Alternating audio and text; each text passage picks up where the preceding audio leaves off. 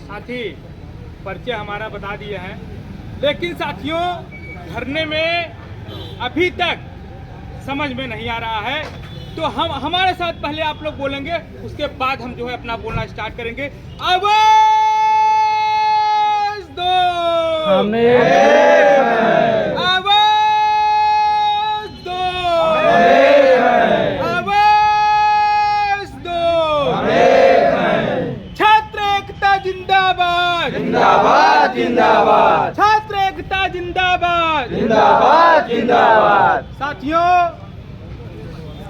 आज हम सब लोग यहाँ उपस्थित हुए हैं। क्यों उपस्थित हुए हैं हम सभी लोग जानते हैं।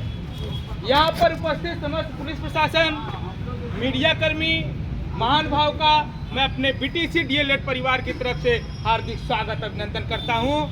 और मैं एक सहयोग की अपेक्षा करता हूँ कि जो लड़ाई हम लोग लड़ रहे हैं, निश्चित तौर पे आपके भी घर में डीएलएड बीटीसी के छात्र होंगे। आप लोग भी इस लड़ाई में बढ़ चढ़ करके जो है सपोर्ट और सहयोग करने का काम करिए, क्योंकि साथियों जानते हैं ये लड़ाई किसी एक व्यक्ति की नहीं है। यह लड़ाई राहुल यादव, रजत सिंह और आशुतोष और लवकुश भाई और सब लोगों की नहीं है। ये लड़ाई पूरे प्रदेश की है। इस लड़ाई को लड़ने के लिए हम सबको एकजुट होना पड़ेगा।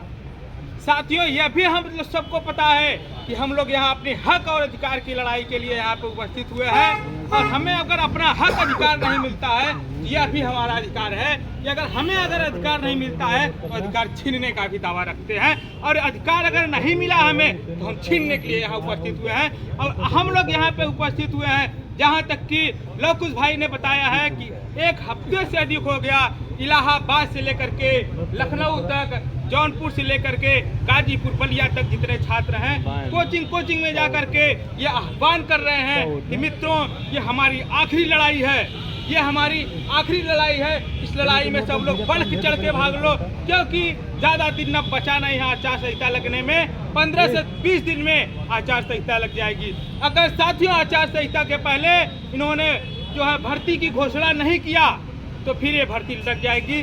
27 तक हमें इंतजार करना पड़ेगा। और साथियों सरकार की नीति और नियत आप सभी लोगों को पता है।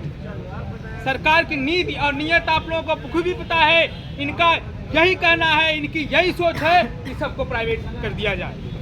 इनका बस यही कहना है साथियों कि प्राइवेट कर दिया जाए। और इसकी शुरुआत इन्होंने अटल आवासीय विद्यालय से कर दिया है, ये आप सभी लोग जानते हैं। मैं आप लोगों से पूछना चाहता हूं साथियों, ये बताइए अगर आपने डीएलएड किया है, आपने बीटीसी किया है, तो क्या आप 10,000 रुपये नौकरी करने के लिए आपने बीटीसी किया है? आप लोग बताइए इस बात को मुझे कि आप 10,000 रुपये में किसी ठेकेदार के हाथ में, किसी ठेकेदार के जो है कठपुतली बन के काम आप करना चाहेंगे? बताइए आप काम करना चाहेंगे? हम तो बिल्कुल भी नहीं करना चाहेंगे साथियों, क्योंकि अगर यही काम मुझे करना होता तो हम जो है अपना जो है 2 से 2.5 लाख रुपए खर्च करके 2 साल का समय विदा करके हम बीटीसी या डीएलएड नहीं करते।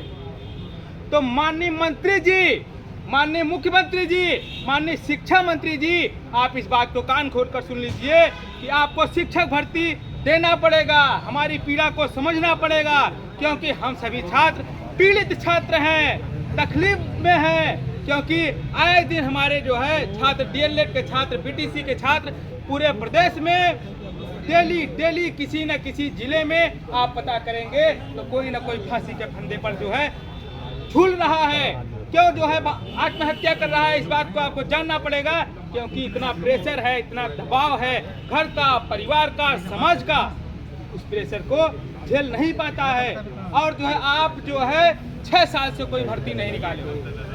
साथियों आप सभी लोग जानते हैं कि 6 साल से कोई भर्ती नहीं निकली है।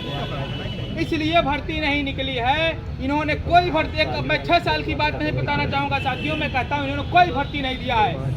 क्योंकि इन्होंने कोई भर्ती नहीं दिया, इन्होंने मात्र शिक्षा मित्रों का समायोजन को निरस्त किया है और शिक्षा मित्रों के ही पद को मात्र उन्होंने भरने का काम किया है, वो भी पूरी तरह से नहीं भरा गया। इसके पहले साथियों इन्होंने 51,112 पद का इन्होंने बाकायदा सुप्रीम कोर्ट में हलफनामा दायर किया है कि हमारे पास 51,112 पद रिक्त हैं। उसके बाद मैं आपको बताना चाहूँगा 12 से 15,000 शिक्षक प्रतिवर्ष रिटायर होते हैं। और उसके बाद इतने हलफनामा देने के बाद, इतनी भर्ती संख्या खाली होने के बाद में क्या कहते हैं?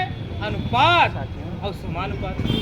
बताइए, हमको जो है अनुपात और समानुपात का पाठ पढ़ा करके भेज दिया जाता है, हमारी आवाज को दबा दिया जाता है, हमको दबा दिया जाता है। अनुपात और समानुपात के नाम पर जो है हम लोगों को दबाने का प्रयास किया जाता है। लेकिन मंत्री जी, मैं आपको ये बताना चाहूंगा कि हम सभी साथी दबने वाले नहीं हैं।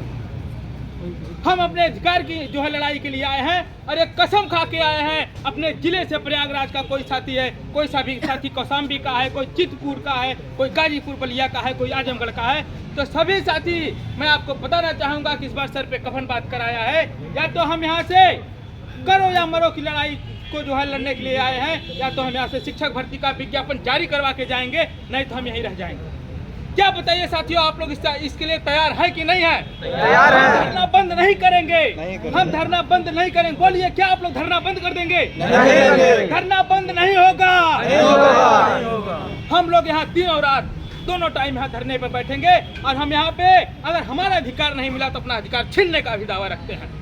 माननीय मंत्री जी, आपको आकर के हमारी पीड़ा को समझना पड़ेगा, क्योंकि आप अपनी फरियाद लेकर के, अपनी बात को लेकर के आप हमारे घर पे जाते हो कि नहीं जाते हो?